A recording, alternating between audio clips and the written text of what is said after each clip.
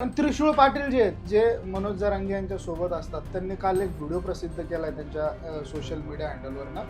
आणि त्यांनी असं म्हटलेलं आहे की याचे कॉन्ट्रॅक्ट्स आहेत, म्हणजे कुणाचे, सुनील कोटकर यांचे विविध कंपन्यांमध्ये कॉन्ट्रॅक्ट्स आहेत. ते गाडीवरती मनोज जरांगे यांचा फोटो लावून वेगवेगळे कॉन्ट्रॅक्ट घेतात. त्याचबरोबर त्यांनी असा देखील आरोप केलेला आहे की वाशीला आझाद मैदानाला ज्यावेळेस मराठा समाज गेला होता त्यावेळेस प्रचंड पाऊस होता आणि त्या पावसामध्ये जे रेनकोट घ्यायचे होते ते रेनकोटसाठी यांनी तिथं स्कॅम केला.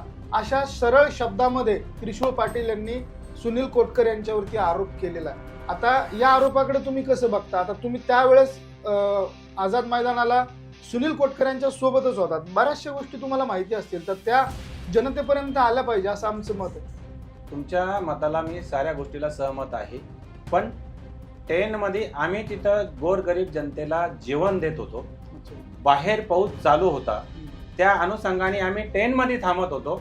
म्हणजे त्या ट्रेन हाऊसला आम्ही थांबत असताना गोरगरिबाला आम्ही खिचडी वाटप केली असन, जेवण केलं असन, आम्ही हे देत असताना आम्हाला बाहेर काय झालं हे सांगता येणार नाही ना, कारण ती घटना आमच्या ठिकाणी घडली. तुम्ही एक समजा आपण असं म्हणू की तुम्ही तुमच्या कामामध्ये होतात. हा, तुमचं काम त्या स्टॉलला सांभाळणं असं होतं, ना की कुठली मॅनेजमेंट करणं किंवा कुणाकडून काय येतंय, कुठं काय चाललंय यामध्ये तुमचं लक्ष नव्हतं. तुम्हाला फक्त जेवायचं काम होतं त्या ठिकाणी, असं म्हणायला हरकत नाही. आपण फक्त समाजसेवा करत होतो.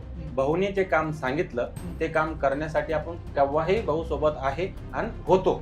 पण त्या टायमाला गोरगरीब जनतेला कोणताही समाज उपाशी राहू नये म्हणून आम्ही अहोरात्र पावसात भिजून ते काम केलं. फक्त ते प्रामाणिक केलं, पण बाहेर काय झालं हे आम्हाला काही सांगता येणार नाही आणि त्या विषयावर मी बोलू पण शकत नाही, कारण माझ्या देखतची घटना झाली नाही.